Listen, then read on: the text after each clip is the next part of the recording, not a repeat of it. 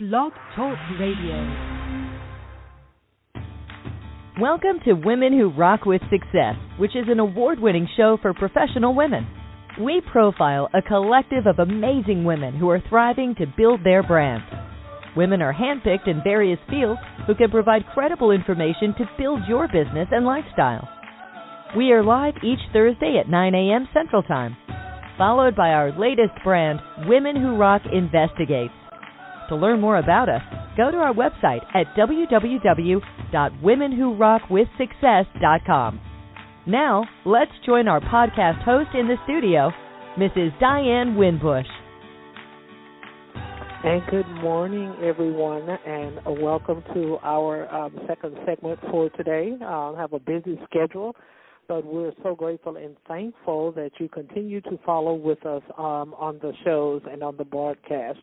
So on this segment, we're going to be talking about, this is Black History Month for African-American men and women, and, of course, we have tons of those interviews for this month. And so at this segment, we're going to welcome award-winning writer, speaker, multimedia executive, author, Ms. Kyra Kyles. So good morning, Kyra, and welcome to the show.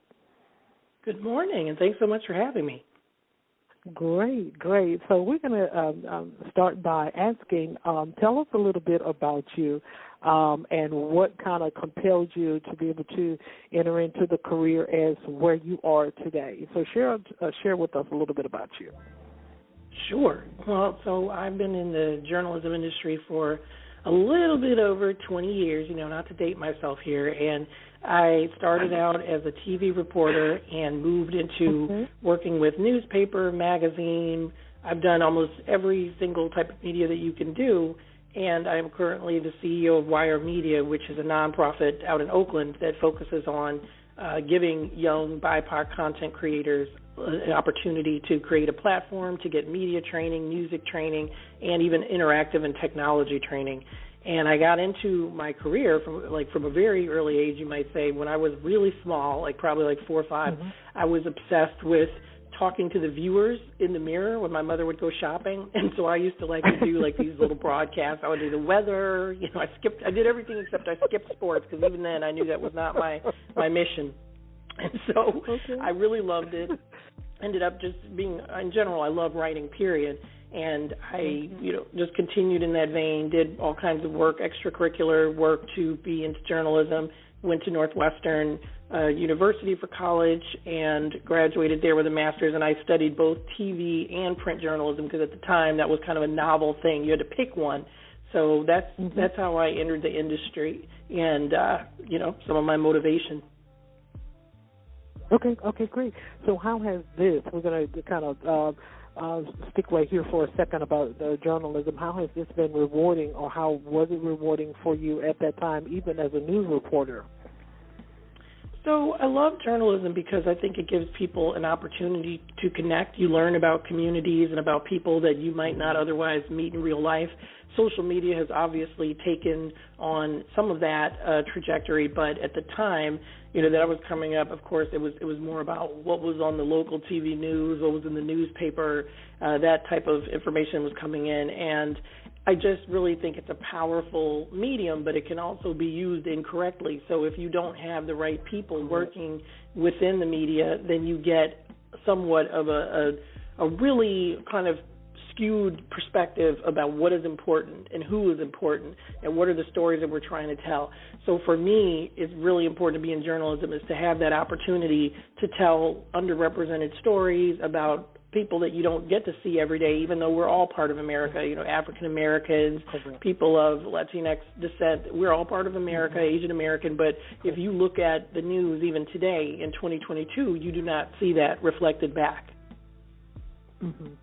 Absolutely.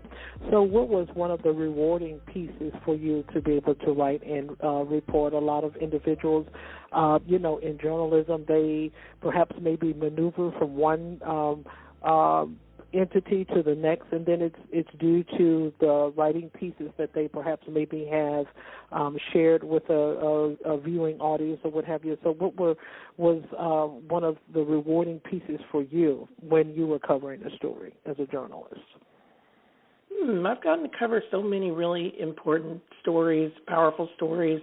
I think being able to write about, most of my work has been about the intersection of pop culture, gender, and race. So I've had an opportunity to comment on some really important and pivotal stories. I'm trying to think of some, writing about Hurricane Katrina.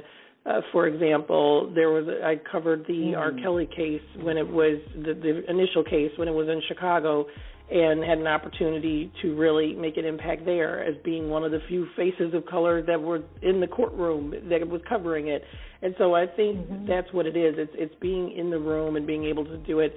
I do believe every story is important, and so one time a story that I wrote that kind of mocked there was a TV station, I want to say it was, I can't remember what state, where it was in the United States, but they were doing a story about Popeye's chicken, running out of chicken, and they went to an African-American community and did this story, and there's nothing wrong with that. We can eat whatever we want. We shouldn't be worried about the white gaze, but what killed me was that all the Popeyes were, this is the one that you went to, and I got the opportunity to write this story, and it ended up that the woman who wrote the story contacted me. The woman who was doing the journalism contacted me to talk to me about it, and I thought that was powerful, that it maybe it wasn't the most pleasant conversation, but apparently it hit a nerve. If in another city she called me up to say, well, that's not why I did this. And I said, it's not about why you did it or what you did. It's the perception that you created and that you continue.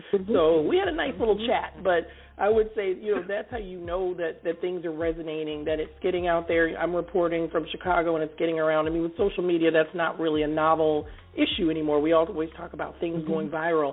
But, I mean, that's the importance of that, is that getting those stories out there, getting them circulated so that people all over the country, all over the world maybe are touched by what you cover. Absolutely, absolutely. So how has this also been rewarding? We're going to move to another segment, but this is going to be the last question, I guess, on this segment. How has that been rewarding for you? Sometimes when you're interviewing other people or when others are interviewing you, there's a fulfillment in regards to that. So how has that been rewarding for you as a journalist? And, you've appeared on a lot of platforms, Good Housekeeping, and other different platforms that would have you. So how is that rewarding and fulfillment for you? What's most rewarding for me is being able to do what others have done for me, and that's really to represent, to be there, to demonstrate that we are storytellers, that we have the right to be in the room, and that people shouldn't think of that as a favor, that they hired someone African American in a country that has African American who helped build this country, right? And so for me, when people in the younger generations tell me, hey, I saw you doing this and it inspired me to do that, or I didn't even think this was a career path and I realized that it was when I saw you or when I heard you, and that's the same sentiment I have towards some of the icons I grew up watching. And so it's really important to, I feel like, pass the torch and to be an educator, not just to take it and say, wow, well, I'm so excited. The job that I always wanted, I have it, and I'm so excited. It's not about that. It's like, who else can you help? Who else can you bring into the door? Because clearly we still need that, even now. I absolutely agree with that. I absolutely agree, because I feel that everything that we do in life, it's to be able to help others. If it's all about what we can be able to get out of it, and then it's going to be only us that's going to be able to get the rewards. We want others to receive the rewards too from the benefits of what we have to offer to them. So that is awesome. That's awesome. So we want to talk about another segment, and so we want to get into you as a speaker. So now when you go out and you speak. And, of course, you have written stories. So how do you put that into a perspective when you're on interviews with television? What is some of the takeaways that you want the viewers to be able to grasp from you as a speaker? Yeah, I think being able to speak effectively is extremely important. There are many, many smart, brilliant people who sometimes that makes them nervous, but it is very important to be able to present yourself in that way and to be able to be an effective public speaker. So I've always tried to connect with people on an authentic level. One of the things that kind of got me out of the TV journalism field, and my sister laughs at me about this, is that there's a certain cadence that you have to adopt sometimes if you want to stay on like a television news. And so I had never really been able to do it because I am silly, actually, by nature. And even though I tackle really serious subjects, like, it's hard for me to maintain that. And so I admire those who can. But I think, like, for me, like, really trying to speak authentically and connect and have as much of my personality be in any opportunity that I'm taking advantage of is extremely important. So if I'm speaking, you know, I might make a joke here or there. I might make an observation because that's how I am. You know, I remember one of the biggest compliments anyone ever paid me. I was at a restaurant in Chicago. I was talking to a friend, and the person that was working the restaurant walked up and said, "Hey, are you Kyra Kyles from the Red Eye?" And I said, "Yes." And she's like, "Well, I recognized you a little bit from your column picture, but do you realize that you write exactly the way you talk? I knew it was you just from what you were saying." And I thought that was great. Wow. I said, "So mission accomplished." Wow. That's right. Wow, that is so awesome that she was able to reflect on that and be able to identify that. Wow, that is so awesome. So that is a curriculum within itself. So for those that perhaps may or may not kind of quite understand, we want to talk about the multimedia C-level as an executive. And so share with the audience a little bit about that and what that entails. So working at an executive level within the media, it's really important not only to understand the importance of creativity and to be creative, but also to understand how to make that creativity sustainable. We all know that the media industry has gone through a number of changes because of shifting advertising models and kind of a transformation of what used to fuel the media and what does now. You know, it's all about clicks. It's all about, you know, this kind of ads and using different social media platforms to build up your audience and maintain them. But the money that is associated with that is not the same as what it was, and that's why you see a lot of publications that were in print have gone out of print, not just because that's, you know, as generations change, but just the sheer impact and the expense of having print publications. So what's important is really balancing business sense and understanding the economy and the environment and who your audience is, and then also making sure that your team has all of the resources and tools that they need in order to succeed. A lot of times people try to cut back on resources and they expect the same results, and I think it's really important to note that you have to have a staff team, you have to have the right equipment and tools in order for you to be relevant and for people to really enjoy and engage in your product. Okay. So the next segment we're going to go to is discussing some things about you as an author, and so of course we want to be able for you to be able to share a little bit about that, and then what kind of gave you the drive to be able to do that? What compelled you, to become an author? Well, I've been writing, like as I mentioned, since I was first grade, or maybe even a little bit before that, although I'm sure it wasn't very good.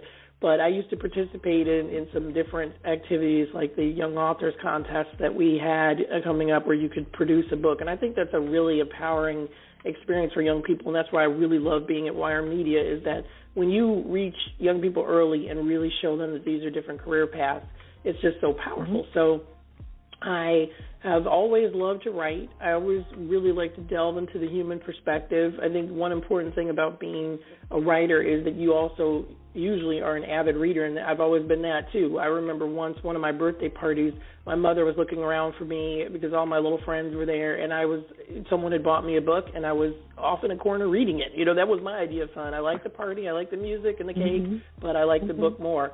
And my mom used to joke that when she would come home from school, she's an educator, super smart, super creative, and inspired a lot of what I did. She said I would wait for her with a book by the door. Like, she's been teaching all day, and then she said I would wait for her, like, read this book to me. So I think in being a writer, it's really important for you also to be a reader, for you to be someone who really likes to observe the human condition and be connected to it and want to share stories from your own perspective, whether it's sci-fi or it's, you're writing about American government, whatever the topic may be.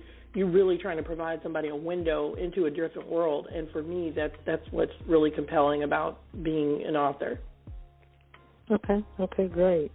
So we want to talk about youth radio media. So share with us a little bit about that. I try to always tell all of my guests that have come. It seems like the last 2 months, that's who we've had as guests is mostly journalism and film directors and what have you. So, and then I always tell them, I said, look, don't share all of your personal, your personal nuggets, just a few little nuggets just on the top. We're not trying to get them to get the money or what have you. That's what the person that is the guest, that's what they have gone through to get to the level where they are. So talk to us a little bit about that. Absolutely right. Don't give it all away. You're right. So don't give it all. Go ahead. I won't. I'll keep it tight. So the Wire Media was founded almost 30 years ago. We're almost coming up on our 30th anniversary. I just joined the organization about 2 years ago, moved from Chicago to Oakland, where Wire Media is headquartered. And it's for young people. It's for the next generation. So our content creators are generally between the ages of 14 to 24, and they start out going through our media training program, and they learn everything from like music production, interactive design, media, and then they move on and they become youth employees. So we employ them. We pay them for everything that they do, and they are working in the departments, which is our platform. So anybody that goes to wire.media can see some of that work, but it's anything from audio stories that you might hear aired on like stations like KQED or KCBS. We've worked with different organizations like Teen Vogue, New York Times, The Guardian, most recently with the Washington Post producing a limited podcast.